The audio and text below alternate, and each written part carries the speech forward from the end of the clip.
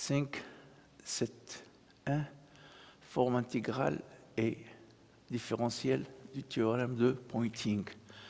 Considérons un corps dans le vide, ce corps-là ici, caractérisé par l'existence en tout point M d'une densité de charge ρ, alors ρ en coulomb par mètre cube, et une densité de courant J.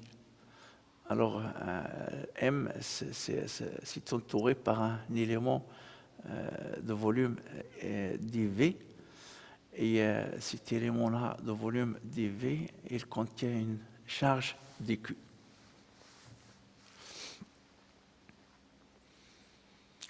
Ce corps-là de volume V est plongé dans un champ électromagnétique EB. Alors, je note EB entre parenthèses pour dire qu'il s'agit d'un champ électromagnétique qui est formé en un point de l'espace par les deux champs E et B. Quelconque. Le corps peut absorber l'énergie électromagnétique du champ EB dans lequel il se trouve et la dissiper par effet Joule ou par rayonnement ou les deux à la fois. La puissance fournie aux charges. Les charges dQ dans un élément de volume dV sont soumises à la force de Lorentz, qui est dF est égal à dQ facteur de E plus V vectoriellement B.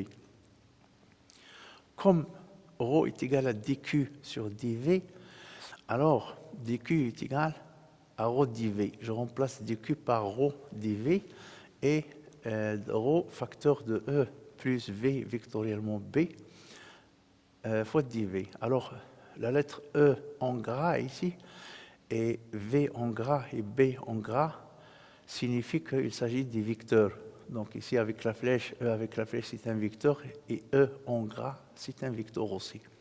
La partie de la force de Lorentz, qui est cette partie-là ici, à savoir la force magnétique, est perpendiculaire à la vitesse V des charges de l'élément dQ ici, des charges dQ. Donc, cette partie-là ne travaille pas. Le travail de cette partie est égal à 0.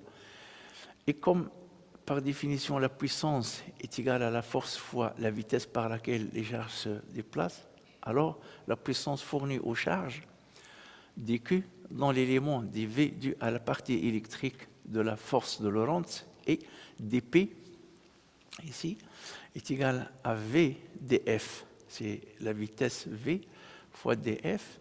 Et dF est égal, c'est la partie électrique qui travaille seulement. Et donc, c'est dF, c'est dQE. Et c'est dF est égal à ρE dV. ρE dV. Alors, V ici, c'est cette vitesse-là ici, c'est cette vitesse-là ici. Et ça est égal à J fois E fois dV. J, c'est la densité volumique de courant, et E, c'est le champ électrique. Alors ici, j'ai remplacé ρV par J. Par définition, J est égal à ρV. En intégrant sur le volume V, on obtient la puissance fournie à toutes les charges de l'ensemble du corps du volume V par les sources du champ électromagnétique. La puissance est égale à l'intégrale triple de volume de la fonction J fois E dV. Théorème de Poynting. L'équation de Maxwell-Ampère permet d'exprimer la densité volumique de courant J en fonction de E et B. En effet, rotationnel de B est égal à μ0, facteur de J plus ε0, la dV partielle par rapport au temps du champ E. Et en isolant J ici, on va trouver que ça est égal rotationnel de B divisé par μ0 moins d sur dt de ε0 fois E. D'où E fois J est égal à E produit scalaire rotationnel de B sur μ0 moins E produit scalaire d sur dt de ε0 fois E. Et ici, je vais introduire une astuce qui me permet de transformer ça en E carré. C'est la suivante. d sur dt de E fois E est égal à 2 fois E, produit scalaire, d sur dt de E. C'est comme je fais la dérivée partielle de deux fonctions f fois g. Donc d sur dt de f fois g, c'est d sur dt de f fois g plus f d de g sur dt. Maintenant, je vais remplacer E, d sur dt epsilon 0 par cette quantité. Et donc, cette quantité est égale à 1 demi. Et le 1 demi, il apparaît ici. E fois E sur E au carré. Et le epsilon 0, ça reste. Donc, on a E fois J est égal à E, produit scalaire de rotationnel de B sur mu0 moins D sur dt de epsilon 0 E au carré sur 2. Alors ce terme-là est important et il va rester dans la forme de l'énergie électromagnétique. Je devrais transformer ça pour faire apparaître aussi une deuxième forme en B carré sur 2 mu0. Alors c'est pourquoi je vais m'occuper maintenant de ce terme aussi. Cela, ça va rester dans cette forme-là ici. Divergence de E vectoriellement B sur mu0 qui est égal à B sur mu0 fois rotationnel de E, moins E fois rotationnel de B sur mu0. Je viens d'appliquer l'identité vectorielle numéro 7 de la liste des identités vectorielles que j'avais distribuées au début du cours. Il vient en substituant l'équation de Maxwell-Faraday par son expression. Divergence de E vectoriellement B sur mu0 est égal à moins B sur mu0, D sur dt de B, moins E fois rotationnel de B sur mu0. Et comme D sur dt de B fois B est égal à 2 fois B fois D sur dt de B, c'est la même astuce que pour le champ électrique, il vient div de E vectoriellement B sur mu0 est égal à moins D sur dt B carré sur 2 mu0, moins E fois rotationnel de B sur mu0. Alors, ce que je viens de faire, j'ai remplacé B sur mu0 D sur dt de B par 1 demi D sur dt de B carré. Et le mu0, ça reste ici, le 1 demi si je fais passer le 2 de l'autre côté. Et ce terme-là, ça reste intact. Il vient en isolant ce terme-là ici. Donc, ce terme-là, je l'envoie à gauche, et ce terme-là, je l'envoie à droite. J'obtiens E, produit scalaire rotationnel de B sur mu0 est égal à moins div de E vectoriellement B sur mu0, et ce terme-là, ça reste moins D sur dt de B carré sur 2 mu0. Il s'ensuit que, je reviens maintenant à ce terme, E fois J, qui est égal à cette quantité, et E fois J est égal à moins ce terme-là ici, parce que je remplace ce terme ici par son expression, moins div de E vectoriellement B sur mu0, moins D sur dt de E au epsilon 0 au carré sur 2, moins aussi D sur dt B carré sur 2 mu0. Et donc je regroupe les termes et je fais D sur dt en facteur, donc moins D sur dt appliqué à epsilon 0 au carré sur 2 plus B carré sur 2 mu0. Si j'isole ça, je l'envoie de l'autre côté. Ce côté-là, je l'envoie à droite. Et j'applique l'intégrale triple sur ça pour intégrer l'énergie qui existe dans tout le volume V. En intégrant dans un volume V quelconque, on obtient l'égalité de Poynting. L'intégrale triple sur le volume de dérivé partiel par rapport au temps de cette quantité qui est à densité d'énergie électromagnétique, ici, c'est cette quantité-là ici, est égale à moins l'intégrale triple sur le volume de divergence de E vectoriellement B sur mu0 dV plus l'intégrale triple de volume de moins E fois J dV. Alors cette égalité-là, ça s'appelle l'égalité de Poynting. C'est bien importante comme égalité. Puissance électromagnétique, bilan. Si la surface fermée S délimitant le volume V est fixe dans l'espace, on peut permuter les opérateurs d'intégration sur l'espace et de dérivation par rapport au temps. Il vient alors. Si je fais sortir d sur dt, la dérivée partielle d sur dt à l'extérieur, ça va devenir d droite. Donc remarquez, on passe de la dérivée partielle à la dérivée droite. d sur dt de l'intégrale triple de volume de la densité d'énergie epsilon0 au carré sur 2 plus b carré sur 2 mu 0 dv est égal à moins l'intégrale triple sur le volume de la divergence d'un vecteur R que je viens d'introduire, fois dv. Et ce R-là, je le définis, c'est le vecteur de Poynting. R est égal à E vectoriellement B sur mu 0, plus l'intégrale triple du volume de moins E fois J dv. Et ça, c'est cette forme-là ici, comme on voit, cette unité-là ici, cette densité d'énergie, c'est en joules par mètre cube. dv, c'est en mètre cube. Donc, joule par mètre cube fois mètre cube, ça me donne le joule. Et le joule par seconde, ça me donne le watt. Donc, ce terme-là de gauche, il est exprimé en watts. Ce terme-là ici, le premier terme de droite, le vecteur de Poynting que je viens de définir ici, qui est égal à E vectoriellement B sur mu 0, on l'exprime en watts par mètre carré, et dV en mètre cube, et l'opérateur différentiel divergence, c'est en mètre moins 1. Et ce qui me donne le mètre moins 1 fois watt par mètre carré fois mètre cube, ça me donne le watt. Et c'est bien l'unité de ce terme-là, c'est le watt. La même chose ici, dV c'est en mètre cube. Et l'unité de la densité d'essence électrique, c'est en watts par mètre cube. Et donc le watt par mètre cube fois mètre cube, ça me donne le watt. Et donc l'unité de ce terme-là, c'est le watt.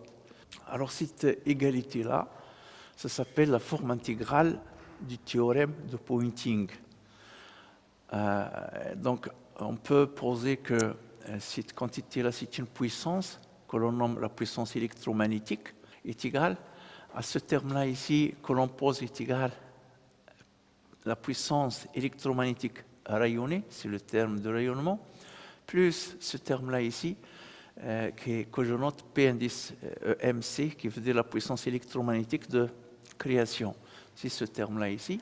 Ça veut dire que l'énergie électrique est créée par absorption de l'onde. Alors, j'ai déjà parlé du vecteur R. Par définition, R est égal à E vectoriellement B sur mu 0. Ça s'appelle le vecteur de Poynting. C'est un vecteur qui joue un rôle important dans l'introduction des grandeurs radiométriques du monde électromagnétique. Localement, on peut l'assimiler, le vecteur R, à une densité volumique de courant d'énergie électromagnétique, que je note J indice EM. C'est une densité volumique de courant d'énergie électromagnétique est égale à R. Et donc J c'est vecteur et R c'est vecteur. Et ça s'exprime en watts par mètre carré. Le vecteur de Poynting est aussi un champ électromagnétique. Pourquoi? Parce qu'il est produit de deux champs, E et B. E et B existent en un point de l'espace. C'est une paire de vecteurs qui existent en tout point de l'espace où ça existe un champ électromagnétique. Donc R est égal au produit vectoriel de E vectoriellement B, c'est aussi un champ électromagnétique. Et ça existe en tout point de l'espace. Il s'exprime dans le système SI en watts par mètre carré, et sa norme n'est autre que l'éclairement énergétique local instantané. Alors, on va définir l'éclairement énergétique au bon endroit. Énergie électromagnétique, bilan. Définition de l'énergie électromagnétique. À l'aide du théorème de la divergence de Green-Ostrogladsky appliqué à la surface S délimitant le volume V du corps, la forme intégrale du théorème de Poynting peut se mettre sous la forme suivante. Alors, en faisant passer les dt ici et ici, il nous reste d de ce terme-là de gauche est égal à dt fois ce premier terme de droite plus dt fois ce terme-là ici. C'est ce que j'ai ici. En analysant les unités de ce terme de gauche, dV en mètre cube, la densité d'énergie électromagnétique, c'est en joule par mètre cube. Donc, joule par mètre cube fois mètre cube, ça me donne joule. Donc, le terme ici, son unité, c'est bien le joule. La même chose ici, dt c'est en secondes, et ds ici en mètre carré. Donc, watt par mètre carré fois mètre carré, c'est le watt. Et le watt, c'est le joule par seconde, fois seconde, c'est le joule. Donc, l'unité de ce terme-là ici, de rayonnement, c'est bien le joule aussi. Et le terme ici de création, son unité, c'est le watt par mètre cube fois mètre cube, c'est le watt. Et le watt, c'est joule par seconde, fois seconde, c'est le joule. Donc, l'unité de ce deuxième terme de droite, c'est bien le joule. Alors, cette égalité-là, sous cette forme-là, ça s'appelle la forme intégrale du théorème de Poynting concernant l'énergie électromagnétique. Définition. L'énergie électromagnétique, epsilon indice EM, énergie électromagnétique, EM pour électromagnétique, du champ EB. Alors, je répète encore une autre fois, EB entre parenthèses, c'est le champ électromagnétique de l'onde électromagnétique ou un point de l'espace et un instant bien déterminé. L'énergie électromagnétique, E, indice EM, du champ EB disponible dans le volume V, et epsilon indice EM est égal à l'intégrale triple sur tout l'espace si on veut. Le volume, ça peut être étendu à tout l'espace parce que E, ça existe. L'énergie électromagnétique est égale à l'intégrale triple du volume de epsilon 0 sur 2 au carré plus b carré sur 2 mesure dv. Si cette quantité-là, ici, sans l'élément d, ici. Alors, l'énergie électromagnétique, on l'exprime dans le système international d'unité en joules. Bilan énergétique global, théorème de l'énergie électromagnétique. La variation de l'énergie électromagnétique du champ EB disponible dans un volume V quelconque est égale à la somme de l'énergie échangée par rayonnement entre ce volume V et son milieu extérieur et l'énergie de création dans V. Alors ça, c'est un théorème, c'est le théorème de l'énergie électromagnétique. Il s'agit donc d'un bilan d'énergie. Ce théorème de l'énergie électromagnétique peut s'écrire D de l'énergie électromagnétique, c'est-à-dire D de cette quantité-là, parce que cette quantité-là, c'est intégral de volume. La variation de l'énergie électromagnétique, la variation élémentaire de l'énergie électromagnétique est égale à l'énergie électromagnétique rayonnée, c'est ce terme-là ici, plus l'énergie électromagnétique de création, c'est ce terme-là ici. Alors ça donc avec l'énergie électromagnétique de rayonnement est égale à moins dt le flux du vecteur de Poynting à travers une surface fermée entourant le volume V. Cette surface-là, c'est une surface fermée quelconque. C'est ce terme-là ici. Et l'énergie électromagnétique de création est égale à dt, l'intégrale triple sur le volume de moins E fois J dV. Alors, c'est ce terme-là ici. Ce théorème-là, ça s'appelle le théorème de l'énergie électromagnétique. C'est l'analogue du théorème de l'énergie cinétique en mécanique. Alors, le théorème de l'énergie cinétique dit que la variation élémentaire de l'énergie cinétique, kinétique ici, c'est équivalent à la variation de l'énergie électromagnétique, est égale au travail de toutes les forces extérieures appliquées à un système physique. Et donc, les forces extérieures sont réparties en deux. Le travail des forces conservatives, c'est l'analogue de l'énergie électromagnétique rayonnée, plus le travail des forces non conservatives, c'est l'analogue à l'énergie électromagnétique de création. Le travail dû aux forces de friction, c'est des pertes. Donc la même chose ici, c'est des pertes, c'est une énergie, si elle est absorbée par le corps et dissipée sous forme de chaleur, ça arrive joule. Le premier terme, ce terme-là ici, savoir l'énergie électromagnétique de rayonnement, représente comme en thermodynamique l'énergie reçue algébriquement, c'est-à-dire reçue au CD, au milieu extérieur. Le second, ce terme-là ici, c'est l'énergie électromagnétique de création, traduit le caractère non conservatif de l'énergie électromagnétique et donc l'existence d'une source de création algébrique de cette énergie. Ça veut dire que l'énergie peut être créée en absorbant l'onde électromagnétique ou une partie de l'onde électromagnétique. Cette énergie-là, c'est l'énergie thermique, ou que le corps peut créer une onde électromagnétique. Le bilan d'énergie électromagnétique montre qu'en général, l'énergie reçue par le volume V n'est pas entièrement cédée aux charges. Ce qui fait que l'énergie électromagnétique de rayonnement est égale moins l'énergie électromagnétique de création plus la variation de l'énergie électromagnétique. Parce que la quantité d epsilon indice EM, c'est-à-dire la variation élémentaire de l'énergie électromagnétique, s'accumule dans le vide, dans le volume V du corps.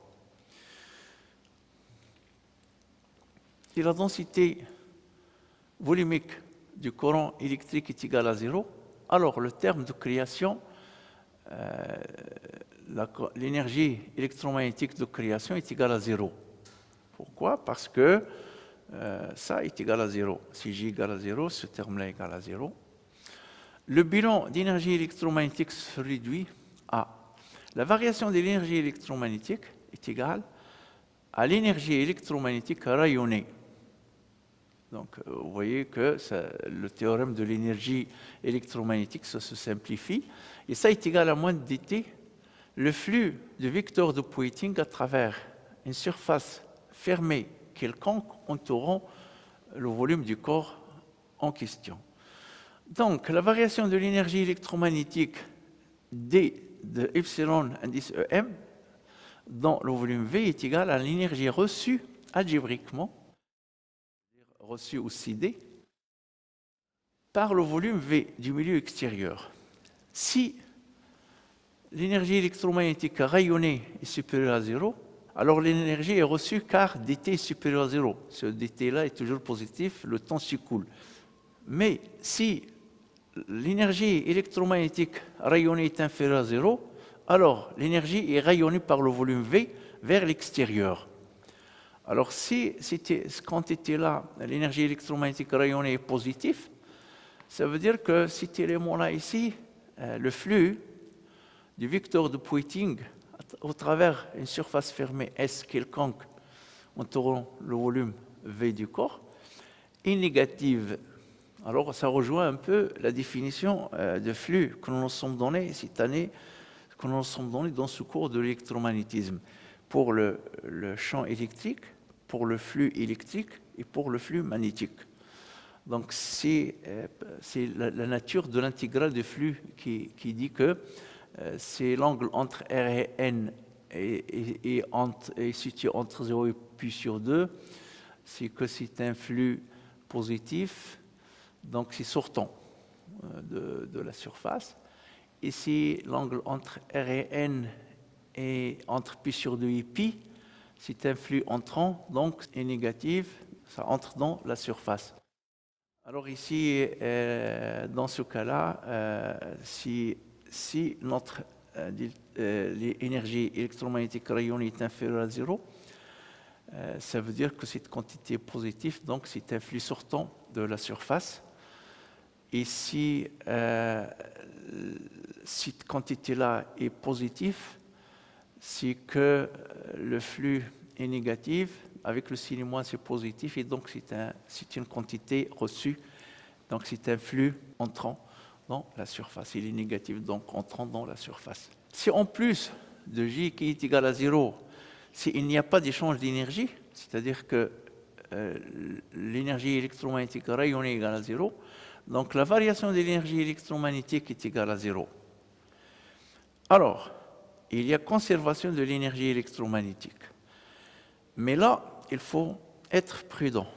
Contrairement à la conservation de la charge et la matière, c'est l'existence d'un flux d'énergie qui impose la conservation de l'énergie électromagnétique, car les ondes électromagnétiques n'existent qu'en état de propagation à la vitesse de la lumière dans le vide. Il n'existe pas d'énergie électromagnétique au repos.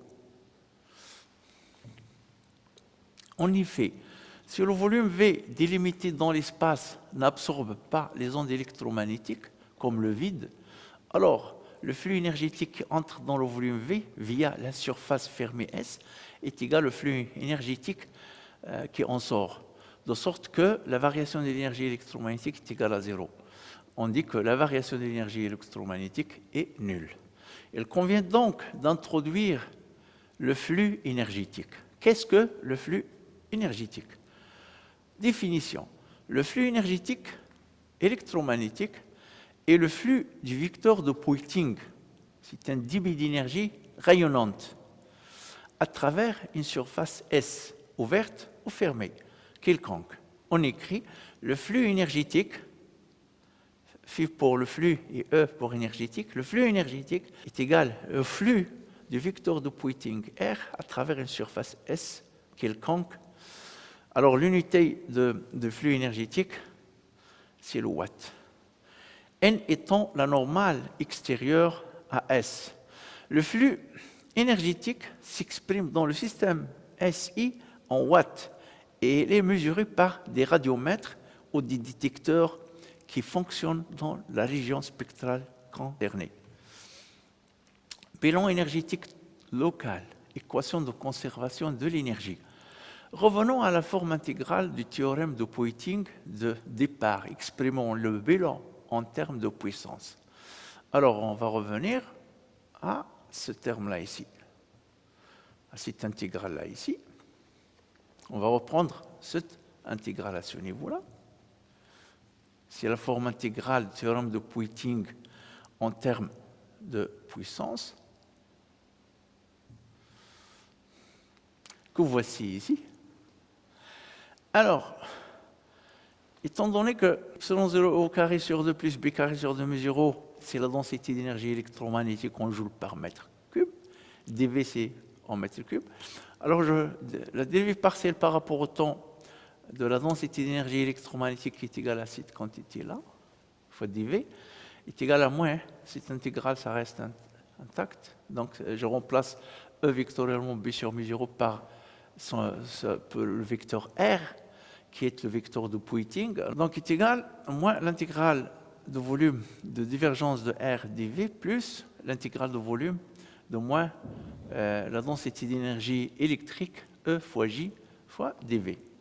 Alors qu'est-ce que j'ai fait ici? J'ai réécrit la forme intégrale du théorème de Poynting en termes de puissance.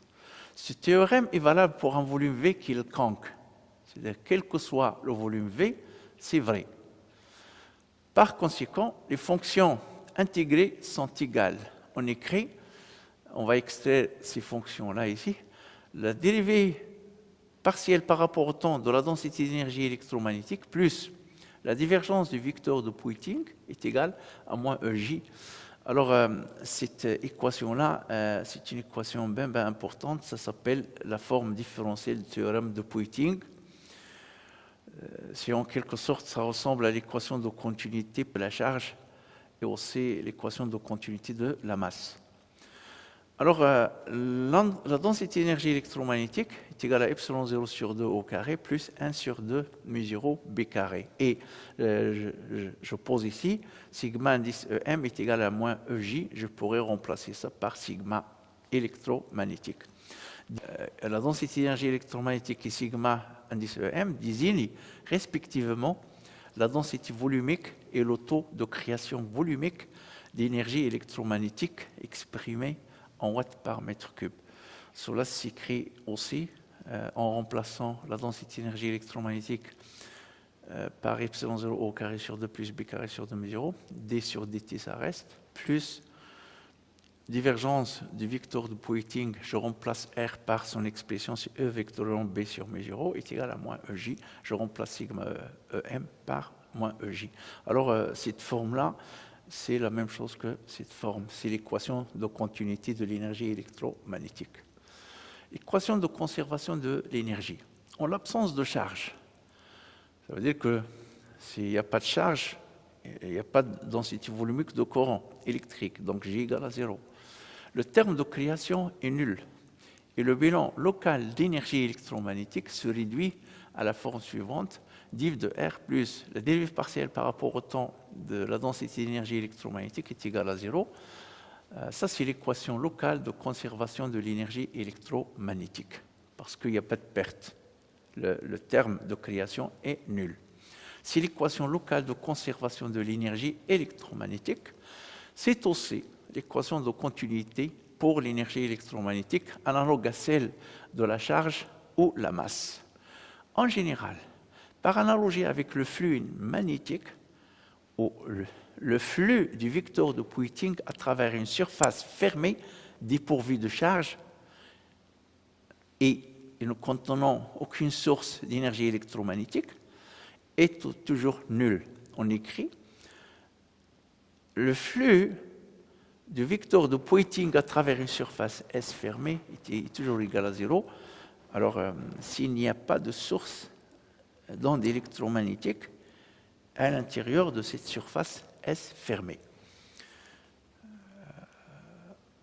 Par analogie avec la conservation de flux magnétique, ce résultat exprime la conservation du flux magnétique. L'application du théorème de la divergence de Green-Ostroglensky à cette intégrale permet d'écrire le flux du vecteur de Poynting R à travers une surface S fermée quelconque entourant le volume V est égal à l'intégrale du volume de la divergence de R dV qui est égale à 0. Ça, c'est l'équation de conservation du flux énergétique. Comme le volume V est un volume quelconque, alors c'est la fonction intégrée qui est nécessairement nulle. Donc, on écrit div de R égale à 0. Dès lors, l'équation locale de la conservation de l'énergie électromagnétique se réduit à la dérive partielle par rapport au temps de la densité d'énergie électromagnétique est égale à 0. Donc, puisque ce terme est égal à 0, ce terme-là est aussi égal à 0. Ça, c'est un taux de variation de l'énergie électromagnétique. Cela signifie que le taux de variation de la densité d'énergie électromagnétique est nul, car la densité d'énergie en tout point de l'espace est constante. En d'autres termes, la quantité d'énergie qui remplit un volume élémentaire dV quelconque d'une région de l'espace est constante tant et aussi longtemps que les mêmes ondes électromagnétiques se propagent au travers de cette région de l'espace. Je viens d'introduire la forme intégrale et la forme différentielle du théorème de Poynting, et je viens d'introduire aussi le théorème de l'énergie électromagnétique. Je vais maintenant m'arrêter à ce niveau pour passer à la section 5.7.2. Je vous remercie pour votre attention. Portez-vous bien et à la prochaine.